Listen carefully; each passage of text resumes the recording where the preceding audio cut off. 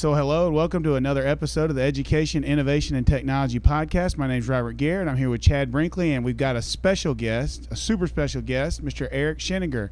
Eric, welcome.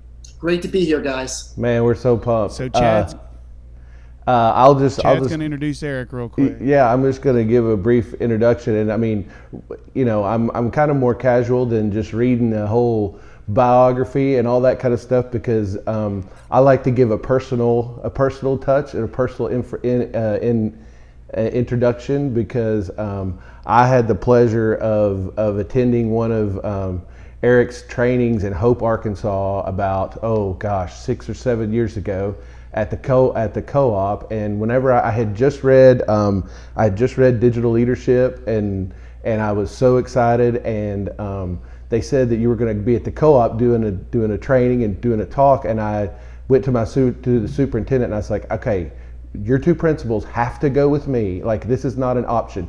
I need your two principals and me to go to this meeting because this guy is going to change our schools. This guy is going to inspire us, and he's going to help us reframe our thought about what school is. And that was 6 or 7 years ago. And I'm telling you, I mean, those two principals are no longer there. But I mean, as that happens, but they have moved on. But all of those things that we were inspired by, and those things are still in place. We've had both of our schools are now Apple Distinguished Schools. We're very, and we're just 700 kids in our district. So it's a small school in the rural Arkansas, and we've just been able to do that. And you played a role in that. And I want to give you some credit too on two things. This is funny. Two things that you said in that thing that I do tons of training, and I borrowed, used, however you want to call it. I mean, like, we could discuss that later, I guess. But you said you showed us Mentimeter. The first time I ever saw a Mentimeter was in your meet. You're like, you've never seen this before. Look at this. And I've done that several times, and people are like, Chad, you're a genius. And I always go, no, it wasn't me. It wasn't me. And then the other one was EdShelf. You use that as a resource. You're like, this resource right here. And I'm giving you total credit, citing my sources, bibliography right here. Eric Sheninger, he's the one that showed me. And so anyway, Eric has written a ton of books, two that I've read before, and I'm reading his new one, Digital Leadership and Uncommon Learning. These books have just really addressed how schools need to change and how they, just the way we think about how we do school. And his new book that I'm loving, and I'm just looking to make sure I get it right, it's Disruptive Learning in the Classroom. Eric, welcome to our podcast. We're excited to talk about your book and what's going on with you. And so just welcome, and we're glad to have you here. Eric, if you weren't feeling good about yourself before you got on here, you should be feeling good about yourself now. Well, Chad does a good job. That was a much more authentic introduction as opposed to just going through my bio where I cringe. Just because, prior to social media, my bio was one sentence, Eric Sheninger, principal in the Milford High School. And, over time, it's morphed into what it is. But yeah, I'd say that it is borrowing, Chad, if there is credit. It is stealing when there is no credit. No credit. Repurpose. Right. But, I appreciate that story, Hope, Arkansas, that event has a spot in my heart because I was able to go see my great aunt prior to that, who lives in Okolona, Arkansas. So Sure. Vividly remember that event. Oh, that's awesome. That's awesome. Well, so we both do. I remember you, and you didn't even know I was there. So that's perfect. Well, let's get to the first question. So we were going through your blog post. If you hadn't checked out Eric's blog, you want to go ahead and do that. But some of the questions are going to come off of that blog post. So one of the things you said in your blog post was, regardless of the forces at hand, educators play a pivotal role in preparing students for success now and in the future. So my question to you is, however, in what ways are our education system no longer preparing students for the 21st century world that they're entering? Yeah, I think one of the challenges that we have is that we are influenced by our experience. We often teach the way we were taught, lead the way we were led. And, I don't know if I want to use the word victims, but, we are creatures of habit and we do what we think is right based upon, the experience that we went through. So, unfortunately, especially prior to the pandemic, when you look at education as a whole, we had lots of isolated pockets of excellence. We did. But when you think about scalable change, the mass model, really has been entrenched since the early 1900s. Uh, so, when we look at, reasons that we don't change, it's either we are afraid, or we don't see the value. We don't want to invest time. And we fall victim to the most dangerous phrase in education: that's the way we've always done it. Right. So, as bad as the pandemic was a catalyst to force, compel, motivate, whatever, inspire, whatever you want to use, for people to change. And we saw some of the most amazing innovations in a short period of time at scale. However, now that restrictions are loosened, I'm starting to see and hear, whether it's from my own eyes and ears or my colleagues, this urge to go back to the comfort zone. Because again, we're like, hey, it's always worked. We got high test scores, and this is the way I was taught. So I think the one thing that we have to remember is, we can ill afford to prepare kids for a world that no longer exists. And this really is, I guess, a rallying cry for us as educators to take that critical lens to our practice. And I always like to use questions. And I always say, all right, well, why are you doing it this way? How might you do it better? And what will tell you if you're successful? So, I think we always have to have that lens that there is no perfection in education and we can always get better. But we also have to ask ourselves, all right, I'm doing it this way. What evidence is telling me that this is effective? And begin there. Right. Well, and as I was thinking about, and as I was reading your book, I just thought about, I'm really interested in the word you used in disruptive, right? Because disruptive could have a negative meaning, but it could also have a positive meaning. I mean, and I think, if I'm reading into what, as I'm reading this book and as I'm looking at where you're going with this, I think your intent is both, right? I think what you're saying is we've been disruptive. There are things that have disrupted the way we are doing it, and we need to disrupt our thinking to go forward. And I think that's kind of what you just said, but I thought that was a very cool title to use because it can go both ways. It can have a different meaning. So what exactly when you say disruptive thinking, what do you mean? Well, you just hit the nail on the head, Chad, is it can be either or. And we want to make sure it's positive, but let's look at some really quick prime examples of disruption. We saw Netflix disrupt the video industry. It was very positive. They're on top. Blockbuster, right. Not so much. Why? Because Blockbuster was unwilling to change. Then we look at the smartphone industry. We look at the iPhone versus the BlackBerry. The BlackBerry used to be the gold standard. All the iPhone did was come out with a touch screen and disrupted that industry. And when the BlackBerry eventually came out with their touchscreen, it was too late. Positive for Apple, negative for BlackBerry. The taxi cab industry. I used to live in New York City, and the yellow cab was all you could get. They were unwilling to change, and they were disrupted initially by Uber. Now you have Uber, you have Lyft. So the point with disruption is the world we now know. And look at the pandemic. The pandemic right. disrupted everything. So if we want to be on the positive, edge of this, or positive side, we have to think about our role as educators. And as I wrote Disruptive Thinking in our classrooms, the key was, well, what is that definition that could resonate with educators? And I came up sort of with the outcome of how do we future-proof learning? Future-proofing learning is preparing kids with the competencies to think and apply their thinking aligned to real world problems so that they're always ready.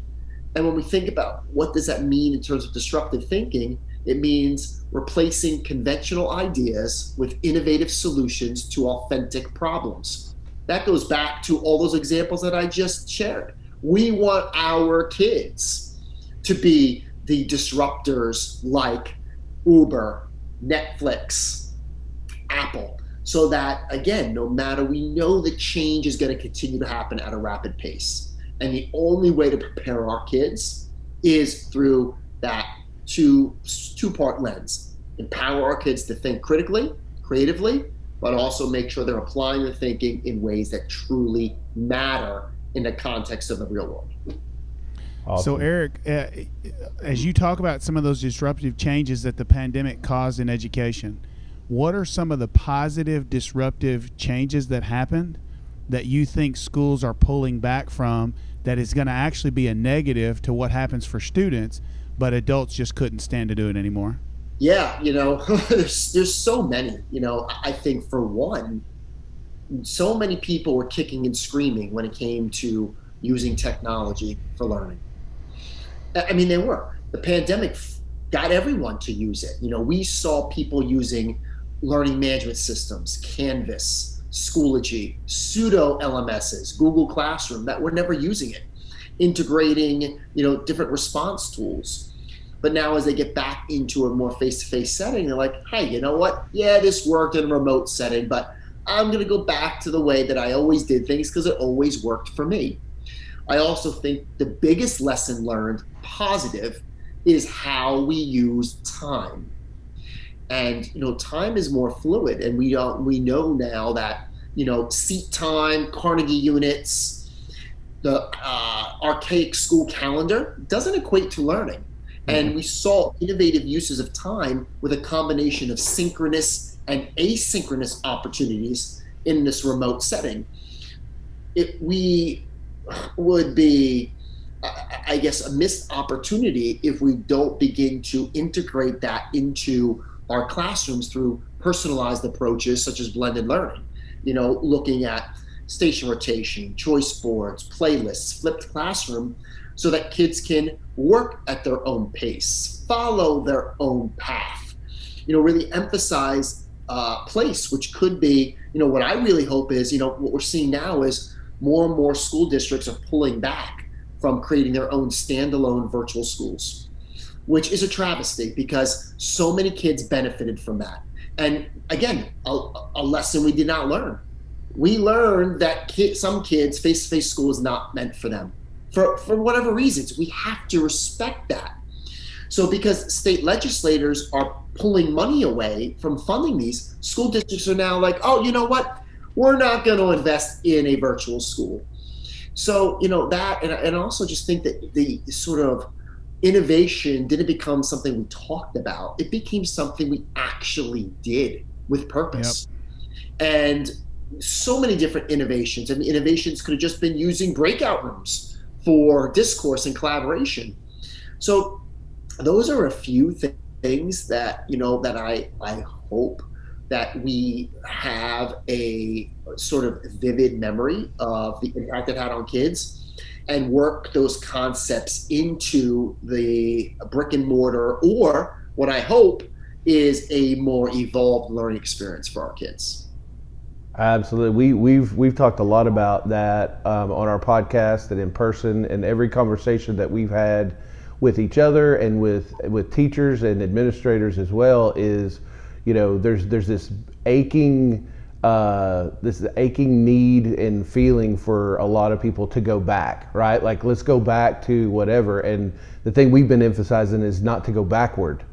Right? Like what we need to go back to is back to our idea of innovation and our idea of going forward, because we were kind of put on pause, because we kind of had to be in survival mode and not push quite as hard and get all of those non-users or those people who were reluctant to use technology. We had to get them up to speed and bring them on board so that they could function in this world. But the thing that we've talked about is like, okay, now that we've all got a little confidence and a little bit of success at whatever level you are, you've had some sort of success as a teacher with technology. Let's leverage that, and let's keep looking to see what that might have. And this leads me to my next question, and just a thought I had is, like you were saying, we've been reluctant, and I know that people like you and others and even Robert and I in our districts have said, the future is different. The future is different. These jobs that are going to be out there, and all of these things that are being created, this future, and we were kind of looking at it as we were creeping up on it, right? Like we were creeping towards these new jobs, this information economy. I mean, like, all of that. And I think, and I would love to hear your opinion, I think you've kind of spoken to it, but more specifically, I think, there was a study a few years ago that said by the year 2030, 86% of the jobs haven't been invented yet. Like the jobs that'll be available in 2030 haven't been invented yet, 86%. And I was like, okay, well, I think because of COVID, the future's coming back at us. We're not creeping up on it. I think it's coming back to us. What do you think about that? I mean, because of the way people have done school, but also the way businesses have changed their model at a more rapid pace than they probably had intended on because they worked remotely for a year. I mean, do you kind of see that, like the future's is not something that we're going towards anymore? We're kind of in a spot right now where it's coming back to us. Yeah, and I kind of want to put the future talk on the back burner right now, because we have to ask ourselves, how well are we preparing our learners for the present? Right. Because right. as you said, in a short period of time, the present radically changed. When you look at the world of work, again, let's forget new jobs for a moment, but let's just talk about the conditions in which people are working. I think that and this is not a entirely accurate number, but it's close. 70% of organizations are going remote. And as we think about that, if we then take that off the table in terms of our teaching and learning in schools, are we preparing kids to go right into the workforce where they will be working from home? So right now, and that's a real key to future-proofing learning, is focusing on the present. We got to really emphasize the competencies that we can intertwine within our standards and scope and sequence of the curriculum that are going to prepare kids not just to do well on a test, but to be ready to thrive in the present and eventually the future. When we think about critical thinking, problem solving, not new, but the context in the environment in which kids need to think critically, solve problems is different. Creativity has been around forever. That's why I don't like talking about 21st century skills. Right. These things are pretty much the same. So, but there are 4 evolving competencies. Remote collaboration. Listen, if we want our kids to be successful, we have to replicate the conditions where they will learn and work. So we have remote collaboration. We have time management, which kids weren't good at before the pandemic because we didn't create those authentic conditions. But then we look at emotional intelligence and self-regulation. So those 4, with the original 2 that I mentioned, have to be embedded in culture, in school culture, so that kids are well equipped to thrive and survive in the present and the future. So Eric, here's the thing. So we're in a world, and I say this all the time, and I was a building administrator like you. I was a teacher. I was a coach. Now I work in our central office. And, you think about, we have taken a year and basically prepared young students to learn how to be remote workers, just like what you said. They've learned how to interact remote. They've learned how to complete work remote. They are literally gaining skills that they can use in a profession in their learning. And so here's the thing, though.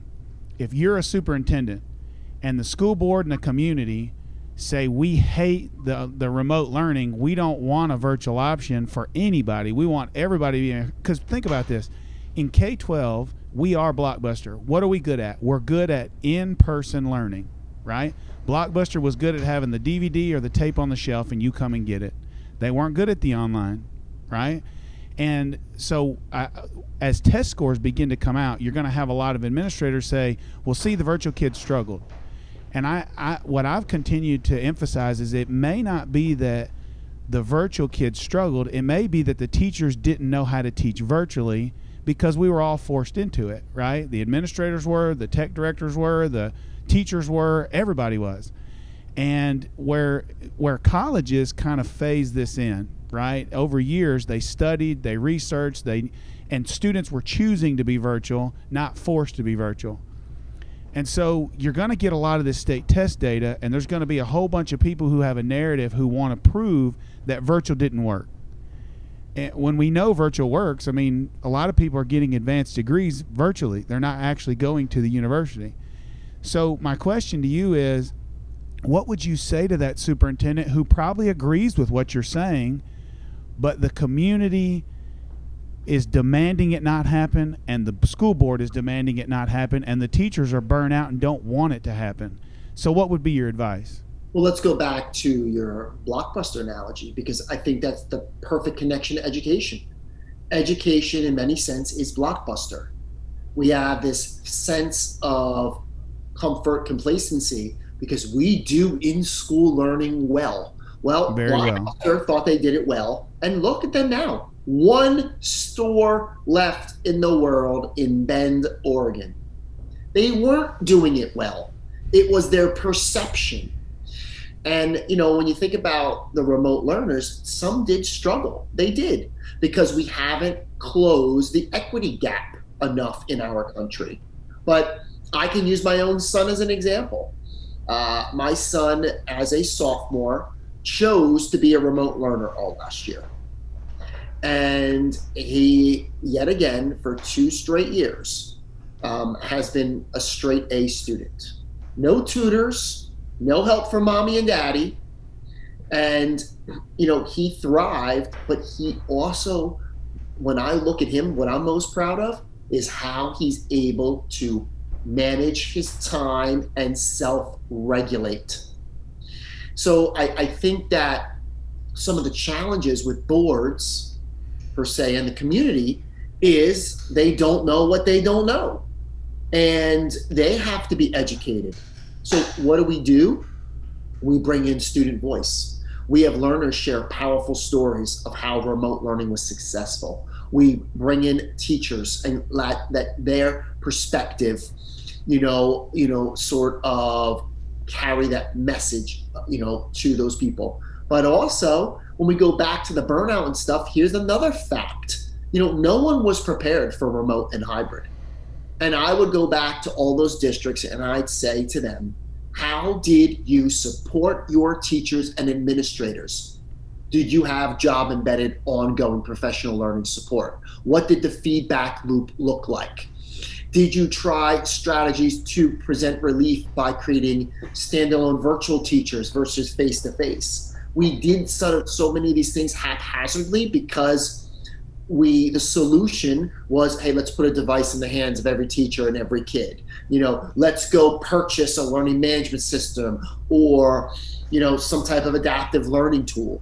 And when we think about the burnout piece, it's because the teachers weren't supported based on research with, effective professional learning. So I think if you fix that sort of outreach piece, that sort of education piece for the community, but also better supported teachers and administrators, then we don't have this conversation. But people have to put a stake in the ground and be honest about where they are.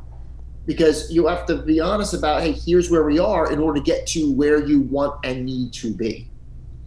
Right. Well, and so I'm going to push back because I don't 100% agree that it's just support, because a little bit of what a lot of these teachers, when they were going through K-12 education programs in colleges and universities, when they pictured in their head instruction, teaching in a school, they pictured in person. They pictured being there with the students. They didn't picture online. Oh no, And so you're 100% right. for a lot of them, that they didn't like it and they're burnt out because it's not what they signed up for, But right? also, And on the converse, you're right. But how much training was done to get them to feel more at ease? And you're right. I mean, heck, I wasn't trained for this. Right. You guys weren't trained for this. And that's kind of where we say, educators were building the plane and flying at the same time. that's right. That's what was happening. It's no one's fault that this happened, but it did happen. And Right. the key is what was that sort of proactive? Now we could be more proactive. But when we reacted, I remember early on, when I had to start, shifting the way I did things, which wasn't that big of a shift, but it was uncomfortable.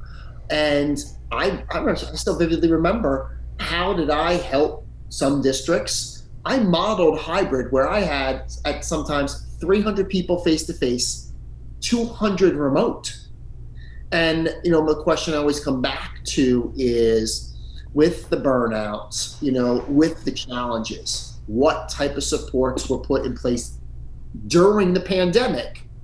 And how have those lessons been, sort of embedded in long-term growth plans going forward? But you were right. None of us signed up for this. Right. Well, and the thing that I had a discussion with a superintendent who called and said, "Can you come help us?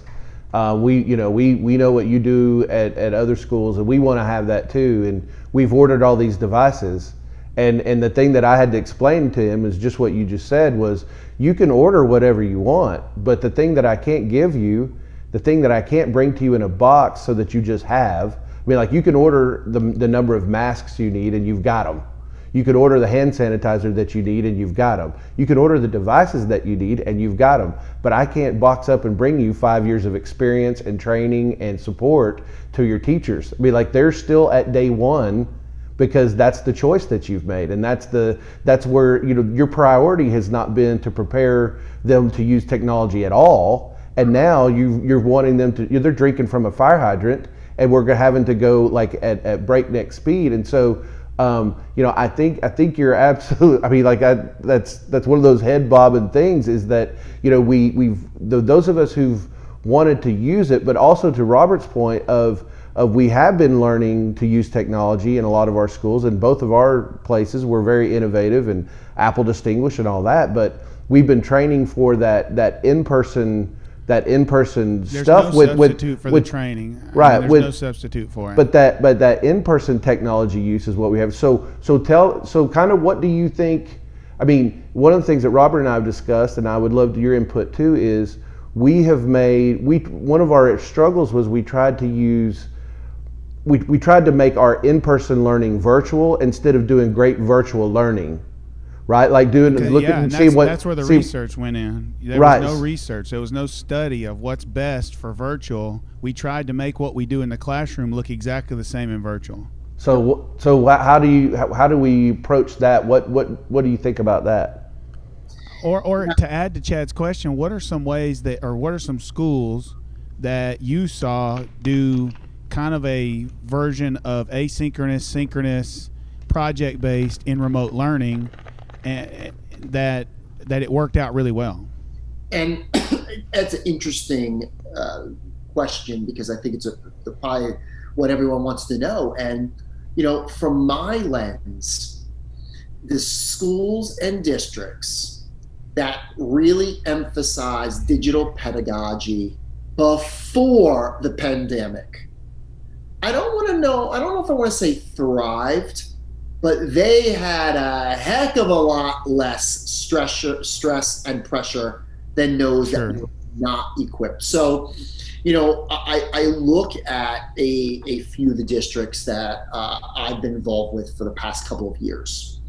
And these are districts that have invested in longitudinal support. You're talking 2, 3, 4 years.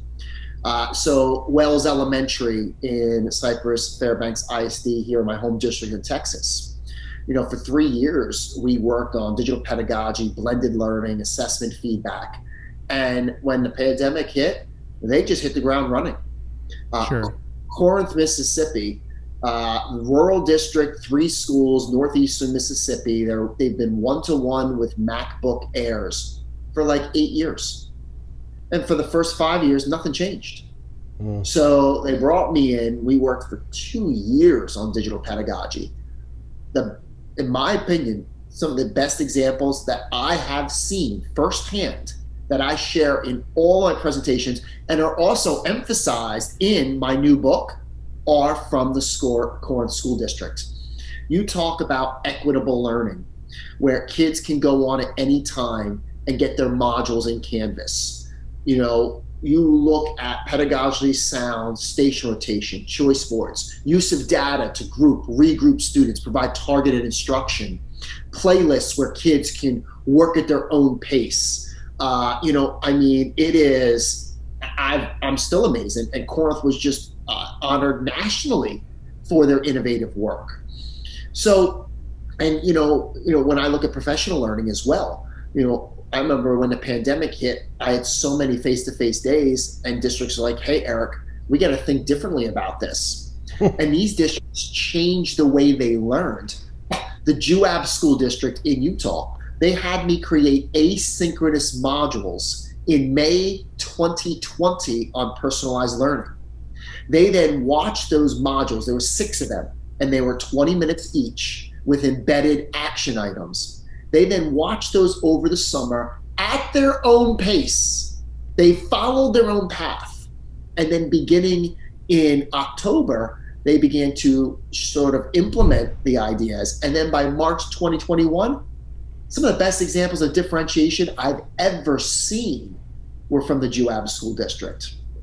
So we saw ways to rethink professional learning, combining asynchronous, combining that sort of hybrid approach. We just got done our Model Schools Conference in Nashville. We had 3,200 people in Tennessee with us, 800 virtual.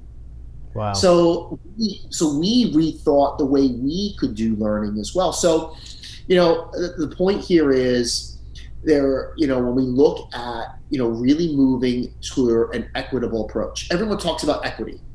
You want to know what equality is? All kids getting direct instruction. You want to know what equality is? Giving every kid a device. All kids doing the same thing at the same time, the same way, is equality. And it's inequitable. Equity is all kids getting what they need when they need it. Yeah. And let me change that. Yeah. Well, when all learners get what they need when and where they need it. We have to create equitable professional learning as well. Okay, so that leads me to one of the things that we've got written down here that is a quote from you that I think is the second part, the answer to to add on to what you just said, is that learning is a process, not an event. I think that's what in essence you just said about creating that environment.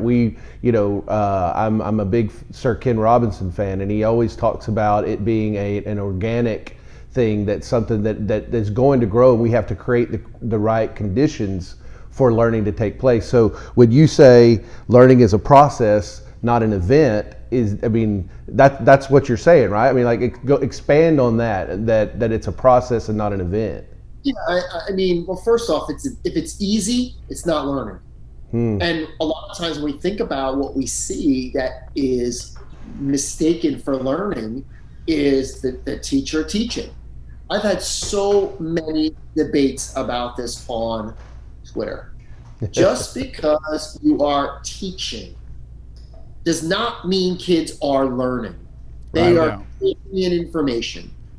And when we think about learning being a process, I look at, the travesty that's happened in America where we have devalued trade programs. And when we think about trade programs and we think about kids in general, I also don't like the term learning disabled. I think kids learn differently. Now, I don't know about you all, but if my car breaks down, I don't know what the heck to do.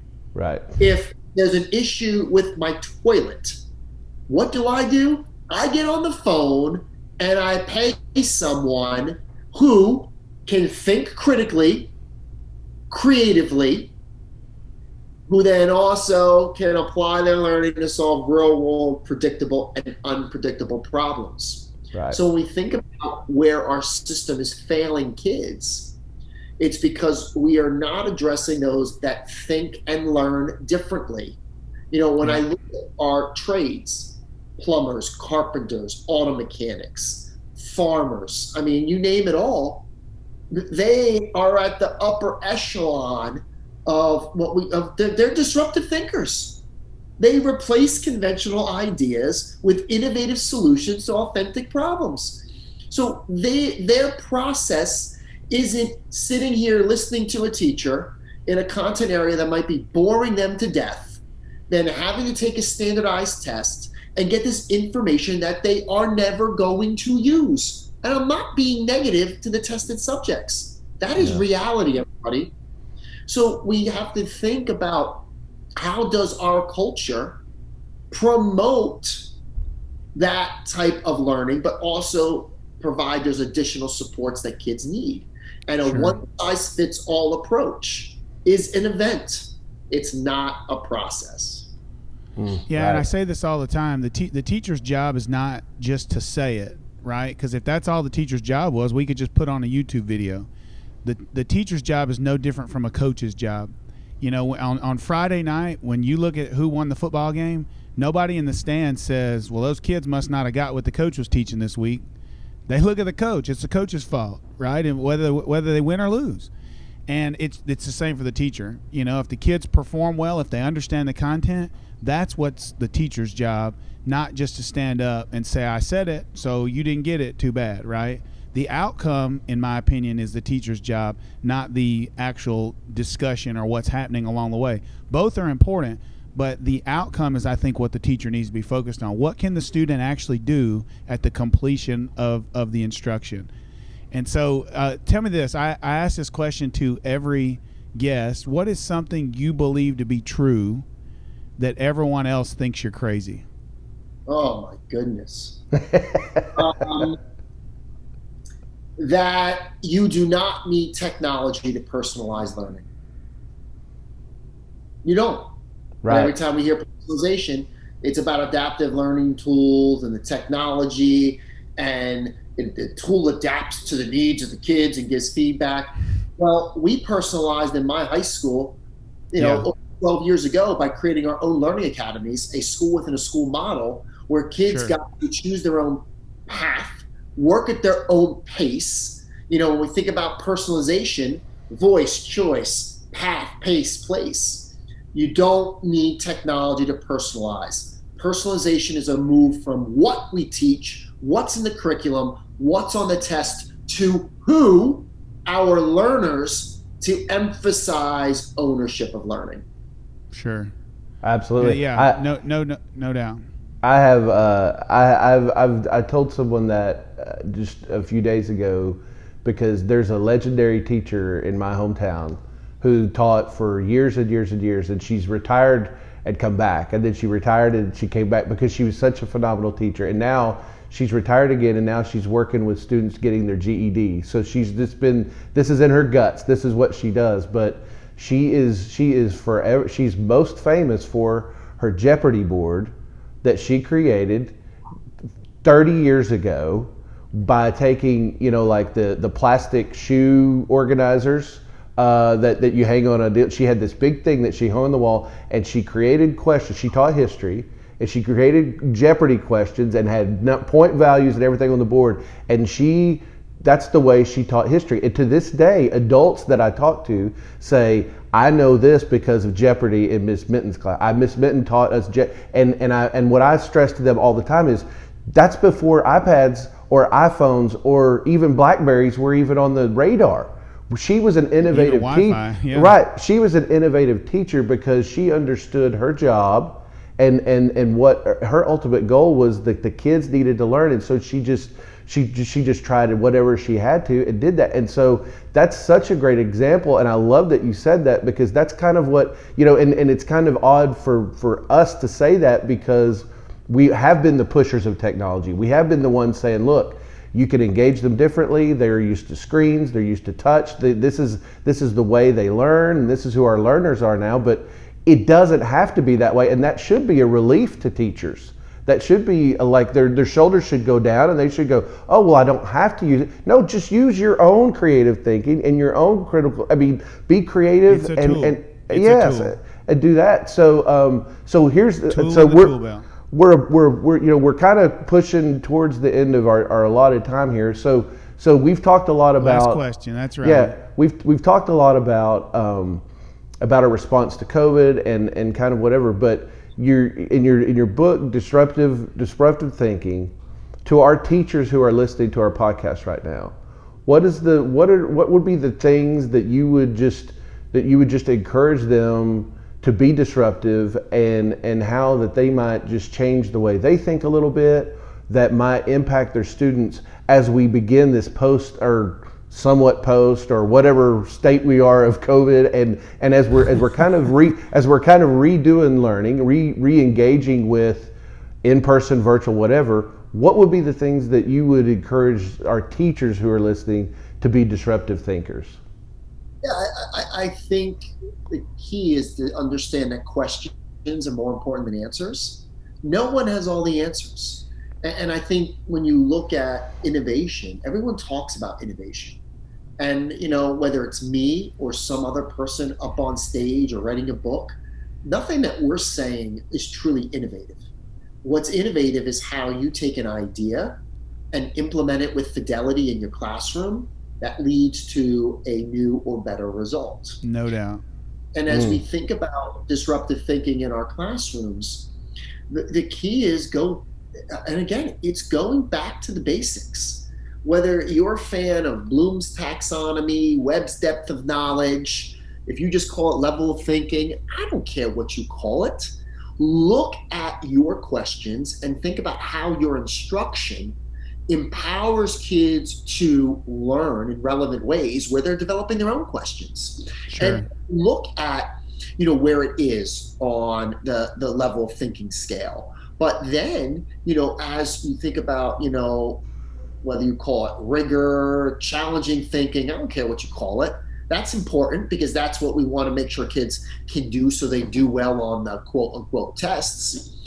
But I think the bigger piece as you think about what you can control is then looking at how kids are applying their thinking. When Robert was talking before about teaching, I look at it this way. Instruction is what the teacher does. Learning is what the kids do. Instruction has to set up, whether it's differentiation, cooperative learning, problem-based learning, personalization, blended, I don't care. But that's when the kids are doing the work. And when the kids are doing the work, look at how are they constructing new knowledge? How are they applying that thinking in authentic ways to solve problems? And, when it's all said and done, the key thing is, that feedback that you're giving your learners that gives them that valuable information to tell them what they need to do. Keep it simple, stupid. That was our motto when I was a principal for my teachers. Where's that thinking at? How can you bump it up? How can you scaffold it? And then where's that relevance? Create performance tasks, have 3, 4, 5-point rubrics. None of this is new, everybody. None of it is. What is new is how you might utilize technology. Sure.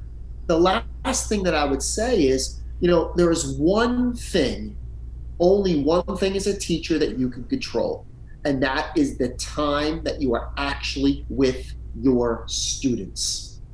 That's why, coming back to one of the major lessons learned, think about how you use that time with your kids. Because if you want to close achievement gaps, if you want to push your kids that are already at standard or advanced proficient even higher, you have to rethink how you use time. And that's why blended pedagogies, station rotation, choice boards, playlists, flipped classroom, what do they all do? What do they all have in common? They free up that teacher time to provide one-on-one support during the school day, during the class, or small group targeted instruction or support. That would be my message to teachers. That's amazing. That's great stuff. That's awesome. Well, Eric, thanks so much for joining us. We hope you enjoyed it. We really enjoyed having you. Like Chad said, I saw you at a conference a while back at an administrator conference in Mississippi in Biloxi prior to the pandemic, maybe in 2019. And back then you were encouraging school districts to tell their story, to use their social media better. And we took your advice. Maybe in 2018, I can't remember. But we took your advice. We got on all the social media platforms. I do a lot on our YouTube channel, and it's really made a big difference. So we want to appreciate all you do and all the advice you give, and keep doing what you're doing. I know that sometimes you probably don't ever get anybody who tells you those positive success stories, but we appreciate what you're doing. It makes a difference. Absolutely. And I got to say something. I appreciate, Robert, what you did, because that's something that we need more of, where you politely pushed back on something that I said. And I always say this when I'm on stage is I don't have all the answers. And what comes out of my mouth doesn't mean it's gospel or that you should do it or that it's right. And I think we have to have more productive discourse in education, which you modeled very eloquently. And seriously, we need more of that face-to-face. We need more of that on social media, because it's not about this idea is better than another one. It's not about this person's right. It's how do we work together to help all kids learn. Yeah, and it's the conversation. The conversation is where this stuff happens, and this has been a phenomenal conversation.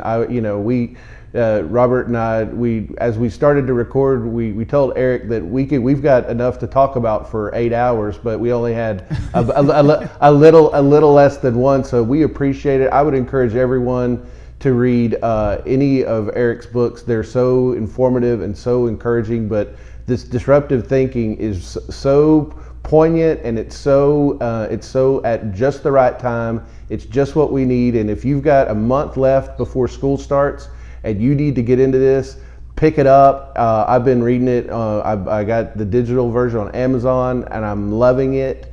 And I would highly recommend it. Eric, thank you so much. It's great to meet one of the people that we look up to and appreciate. And I just appreciate your time and your willingness to come on. And we'd love to talk to you again sometime. And we'll keep up, and good luck with everything, and keep doing the good work. My pleasure. Well, Eric, to close it out, just tell people how they can find you, your website, your social media. For the folks that aren't watching on the video version, obviously the video version will have your social media in the background, but for the folks that are listening audio only, how can they find you? Yep, and I'll share that in a second, but I just want to thank you both for what you do. Thank you for all of your efforts during the pandemic, and to everyone listening, from the bottom of my heart, thank you for still being here. Thank you for showing up for kids. Thank you for believing in them and your colleagues. Me, I'm easy to find. You can do a quick search for Eric Sheninger. You can go to ericsheninger.com. On Twitter, I'm E_Sheninger. Just put my name in there and you will find me. But the other thing is, anyone can get in contact with me. I'm an easy person to reach out to. So if you have any questions, comments, please let me know. Also, with the new book, as Chad said, it's available on Amazon. I also have a study guide made up. Email it to me and I will send it to you. And I'm constantly pushing out new content, not just related to the book, but insights from the field. If I shared with you guys how many days I've been booked in just the past 3 weeks, you would probably have a heart attack. And that's where I get my information, everyone, from the schools that I'm blessed to work with. So check out my blog as well. Awesome. All right. Well, thanks again, and appreciate everybody listening for this episode, and we'll see you next time.